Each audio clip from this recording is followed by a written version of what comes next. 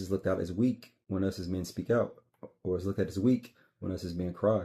So what are we supposed to do? If I get angry, I get frustrated. Oh, look, he's a violent man. Now we get labeled, and now we get cast off.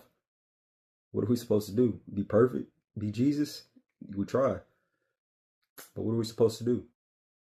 So we're gonna be looking at that this month. Not, we're looking at it overall, but God wanted me to just give that warning. We're like a spirit of Saul, a tyrant spirit, and it's gonna take everybody.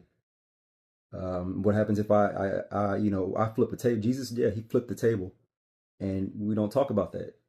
And it's not to glorify the anger; it's to show, like, no, that was a righteous decision. He was within his right mind, and he did something, and he lashed out. But he's not an angry person. Jesus wept, but it ain't. It was the shortest verse in the Bible, but it's also the shortest thing talked about because it shouldn't be talked about. Us as men, if we cry, it should not be taught. It should not be a thing. Jesus asked for help with food. He needed somebody to give him the fish and the bread, right?